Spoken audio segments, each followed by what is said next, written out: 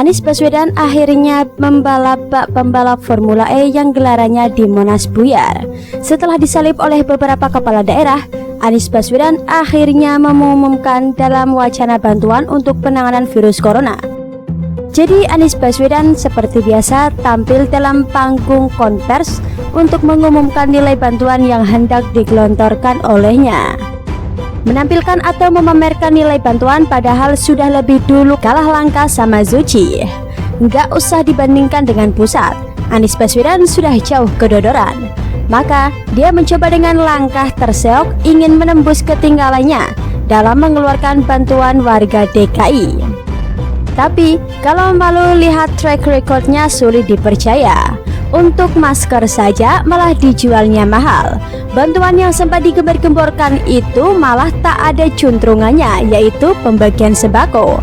Jadi langkah DKI dalam membantu masyarakat itu sangat absurd dan perlu dipertanyakan, pernah nggak menyentuh masyarakat? Paling menyolok adalah mereka bikin aksi dengan seruan Jakarta memanggil. Itu saja sudah merupakan sinyal jelas betapa pelitnya balai kota dalam pengadaan APD sehingga kudu mengetok hati masyarakat. Padahal kalau ada aksi dan pengaduan ke balai kota saja sudah ditendang jauh-jauh. Padahal dana APBD Jakarta itu hampir 90 triliun. Alangkah pelitnya Anies Baswedan kalau untuk masyarakat yang kesusahan. Masyarakat korban banjir saja nggak ada juntrungannya untuk bantuan dari Pemprov hingga kini. Tapi kalau keluar daerah, alangkah mulia dan murah serta bocor kasnya, dikucurkan dan disumbangkan ke NTB dan ke Sulteng, tentu saja dengan tujuan politis untuk menarik simpati. Sekarang, Anies Baswedan memamerkan kalau dia akan mengucurkan bantuan untuk penanganan virus corona dan itu untuk sampai ke bulan Mei. Tapi ya harap bersabar dulu. Model bantuan ala gubernur belum jelas peruntukannya, karena DKI selama ini nggak pernah transparan, kali omongannya yang selalu transparan. Ajaibnya, angka itu juga tiba-tiba muncul dan tampil ke permukaan. Anies Baswedan memaparkan hal itu saat mengkomunikasikan dengan Wapres Ma'ruf Amin mengenai aksi dan tindakan dari Pemprov DKI. Nilainya katanya saat ini ada 1 triliun dan akan ditambah 2 triliun. Mari kita berpikir keras. Selama ini ada program yang nyata dari Abbas di tengah wabah COVID-19 ini. Kembali ke tiba-tiba kok mengucur bantuan dari Pemprov?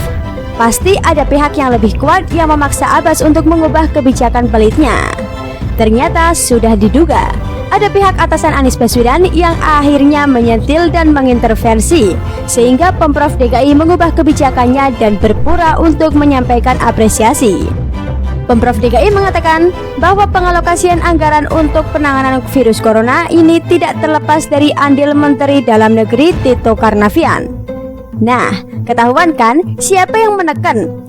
Menekan dengan cantiknya memaksa secara halus Anies untuk melonggarkan cengkeramannya terhadap APBD itu. Dan sebagai pencitraan, Anies mengapresiasi kinerja Tito yang cepat membuat regulasi terkait realokasi anggaran pemerintah untuk penanganan virus corona. Artinya, secara regulasi kita berterima kasih sekali kepada Bapak Menteri Dalam Negeri, Pak Tito, karena beliau cepat sekali mengeluarkan edaran yang memberikan kelonggaran bagi pemerintah daerah yang terdapat COVID-19 untuk bisa realokasi anggaran, dan itu segera kita lakukan, terang Anies. Wah, mudah ditebak. Kepala daerah yang paling lamban dan membuat alokasi anggaran itu adalah dirinya sendiri. Dengan catatan, kas APBD DKI memang yang paling fantastis dibanding semua provinsi di Indonesia, tetapi sangat kaku dan kukuh jaga anggaran. Sudah memiliki anggaran yang fantastis, tapi paling belakang dan nomor buntut dalam membuat pengalokasian anggaran. Jadi kalau dipikir pasti Pak Tito sudah sangat gregetan karena DKI itu masih lamban bergeraknya. Pencitraan panggung paling depan tapi selalu berharap pada pusat. Dan di lapangan lalu membuat sandiwara seolah pusat menjagal. Padahal untuk anggaran sudah paling pelit tapi rakus serta serakah pencitraan. Sangat mengerikan kalau pemimpin yang hanya memanfaatkan momen wabah ini untuk main pencitraan, tapi rakyatnya tak pernah dipikirkan secara serius. Hasrat ke 2024 itu sudah diubun-ubun, maka saban hari dan saban jam terus tampil bikin komentar padahal kerjanya minim apalagi anggarannya. jangan ditanya. Jadi, bagaimana menurut Anda?